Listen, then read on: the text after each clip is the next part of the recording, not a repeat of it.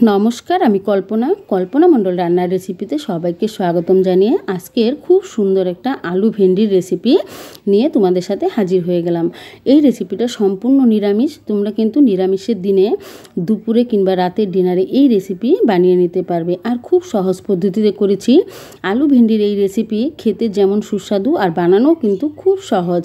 একবার যদি বানিয়ে খাও তাহলে বুঝতে পারবে এটা খেতে কতটা ভালো লাগে। এই গরমের সময় কিন্তু এরকম হালকা মশলার রেসিপিগুলো খেতে কিন্তু দারুণ লাগে। তাহলে দেখো কিভাবে আমি করেছি, কত সুন্দর হয়েছে। তো এই রেসিপিটা কিভাবে বানাবো অবশ্যই তোমরা পুরো ভিডিওটা দেখবে, তাহলে কিন্তু বুঝতে পারবে। আর খুব সহজে হাতের কাছের জিনিস দিয়েই বানিয়ে নিতে পারবে। তাহলে চলো কিভাবে করছি এই রেসিপি দেখে নেওয়া যাক। বন্ধুরা, তোমরা যদি নতুন হয়ে থাকো চ্যানেলটা সাবস্ক্রাইব করে দিও আর বেল আইকনে প্রেস করে রাখো, তাহলে নোটিফিকেশন পৌঁছে যাবে সবার আগে তোমার কাছে। এবার কড়াই বসিয়ে দিয়েছি। কড়াইয়ের মধ্যে দিয়ে দিলাম সরিষার তেল। এটা আমি সরিষার তেল দিয়ে করব এই রেসিপিটা। অবশ্যই সরিষার তেল দিয়ে করবে, দেখবে খেতে বেশি ভালো হবে। এখানে আলু কেটেছি, দেখেছো আলুগুলো কিন্তু পাতলা পাতলা করে লম্বা লম্বা করে কেটে নিয়েছি, যাতে ভেন্ডির সাথে খুব সহজে সেদ্ধ হয়ে যায়। এর জন্যই কিন্তু এইভাবে কাটা। তো এইভাবে কেটে তারপর কিন্তু তেলের মধ্যে দিয়ে দিলাম হলুদ আর লবণ, তাহলে কিন্তু খুব তাড়াতাড়ি সেদ্ধ হবে লবণটা দেওয়াতে। আর হলুদটা দিয়েছি কালারের জন্য। খুব সুন্দর করে আলু এইভাবে ভেজে নেব। এমনভাবে ভাজবে যাতে সেদ্ধ হয়ে যায়। খুব সুন্দর করে ভেজে নিতে হবে, তাহলে কিন্তু ভেন্ডির সাথে খুব সুন্দর সেদ্ধ হবে। আর ভেন্ডি তো খুব নরম, অনেক তাড়াতাড়ি সেদ্ধ হয়ে যায়। এর জন্য আলুগুলোকে ভেজে নিচ্ছি। এখানে গ্যাসের ফ্লেমটা মিডিয়ামে আছে। মিডিয়ামে করে আলুগুলো ভেজে নেবে, তাহলে কিন্তু খুব সুন্দর ভাজা হবে। আলুটা ভাজা হয়ে গিয়েছে দেখো। আর কিছুক্ষণ ভেজে তারপর কিন্তু আলুগুলোকে তুলে নিব। আলু ভাজা হয়ে গিয়েছে, এবার আলু তুলে নিচ্ছি।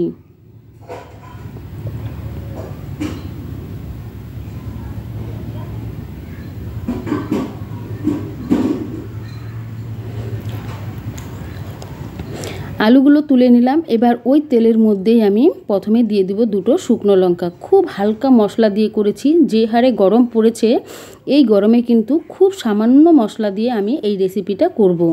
এবার লঙ্কা দেওয়ার পর দিয়ে দিচ্ছি 1 টেবিল স্পুনের মতো আদা বেটে নিয়েছি, দিয়ে দিলাম আদা বাটা। এবার দিয়ে দিলাম কাঁচা লঙ্কা। লঙ্কার পরিমাণটা তোমরা অবশ্যই তোমাদের আন্দাজ মতো দিবে। আর একটা টমেটো বাটা। এবার মশলাগুলোকে খুব ভালো করে ভেজে নিব। নিরামিষের রান্নায় কিন্তু আদা দিলে বেশ ভালো লাগে। আর যেহেতু এটা নিরামিষই রান্না, তো এর জন্য আমি সামান্য একটু আদা, সামান্য কাঁচা লঙ্কা আর টমেটো দিয়েছি। এবার কাঁচা গন্ধটা যে পর্যন্ত না যাচ্ছে সেই পর্যন্ত কিন্তু কষিয়ে নিতে হবে। এর মধ্যে দিয়ে দিলাম সামান্য একটু হলুদ, 1 টেবিল স্পুন জিরার গুঁড়ো, 1 টেবিল স্পুন দিয়ে দিলাম, 1 টেবিল স্পুনের একটু কম দিয়েছি লঙ্কার গুঁড়ো, 1 টেবিল স্পুন দিয়েছি ধনিয়ার গুঁড়ো। এখানে মশলা কিন্তু আমি আর কিছু দিব না, আর মশলা পরে দিব। তো এইভাবে মশলাটা এবার গ্যাসের ফ্লেমটা কিন্তু আমি একদম লো করে রেখেছি, যাতে খুব সুন্দর ভাজা হয়। এখানে জল টল আমি কিছুই দিব না, এইভাবেই ভেজে নিব, তাহলে তরকারির স্বাদটা কিন্তু খুব ভালো হয়। দেখো মশলাটা কিন্তু কষানো হয়ে গিয়েছে, সাইড থেকে তেল ছেড়ে দিয়েছে। এবার ভেন্ডিগুলোকে দিয়ে দিব। দিয়ে দিলাম লবণ দিয়ে তারপর কিন্তু মশলার সাথে ভেন্ডিটা খুব ভালো করে মিশিয়ে নিব।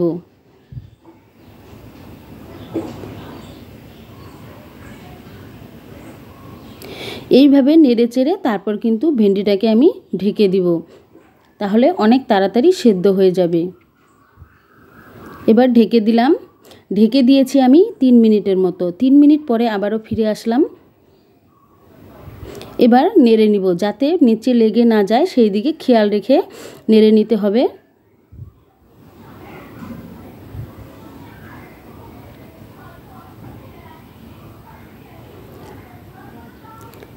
এইভাবে গ্যাসের ফ্লেমটা মিডিয়াম করে ভেন্ডিগুলোকে ভেজে নিব।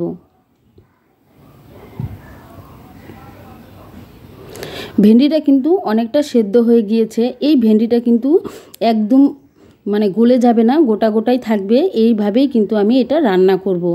এবার দিয়ে দিলাম আলুগুলো যে ভেজে রেখেছিলাম। এবার আলু ভেন্ডি দুটোকেই একসাথে মিশিয়ে সুন্দর করে ভেজে নিতে হবে।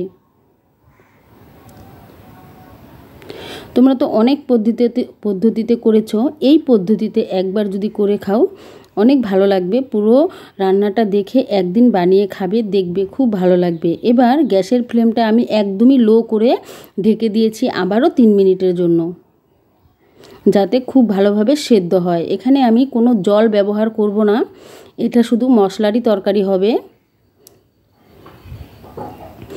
এই রান্নাটা তোমরা পেঁয়াজ রসুন দিয়েও করতে পারবে, পেঁয়াজ রসুন দিয়েও করলে ভালো লাগে। তো পেঁয়াজ রসুন আজকে আমি নিরামিষ আমাদের, তাই আমি নিরামিষ করেছি। এইভাবে আমি মাঝে মাঝে করে খাই, ভীষণ ভালো লাগে। তোমরা অবশ্যই নিরামিষের দিন এইভাবে বানিয়ে খেতে পারবে। আর যদি আমিষ দিয়ে করো তাহলে কিন্তু পেঁয়াজ রসুন আদা এগুলো বেটে দিবে, ভীষণ ভালো লাগবে। তো দেখো তরকারিটা কিন্তু অনেকটাই হয়ে গিয়েছে। এবার দিয়ে দিলাম সামান্য একটু গরম মশলার গুঁড়ো। নেড়ে চেড়ে নিলেই কিন্তু তৈরি হয়ে যাবে আলু ভেন্ডির তরকারি। তো এই আলু ভেন্ডির তরকারি তোমাদের কেমন লাগলো পুরো ভিডিওটা দেখে অবশ্যই কমেন্ট করবে। তোমরাও কিভাবে করো অবশ্যই আমাকে বলবে। আর যদি ভালো লাগে লাইক কমেন্ট শেয়ার করে দিও, চ্যানেলটা সাবস্ক্রাইব করে রেখো, বেল আইকনে প্রেস করে রাখো। কল্পনা মণ্ডল রান্নার রেসিপি এখানে সবসময় বাঙালি রান্নাবান্নাগুলো হয়ে থাকে, তাহলে কিন্তু সবার আগে নোটিফিকেশন পৌঁছে যাবে তোমার কাছে। এবার একটা প্লেটের মধ্যে আমি সার্ভ করে দেখাচ্ছি, দেখো কত সুন্দর হয়েছে। এটা কিন্তু ভাত বা রুটি দুটো দিয়েই খেতে কিন্তু ভীষণ ভালো লাগে। এবার প্লেটের মধ্যে নামিয়ে নিলাম। ভেন্ডিটা কিন্তু গোটায় আছে, কিন্তু এটা ভিতর থেকে সেদ্ধ হয়েছে। এইভাবে এটা বানিয়ে একবার খেয়ে দেখো, ভীষণ ভালো লাগবে। এতক্ষণ দেখার জন্য সবাইকে ধন্যবাদ।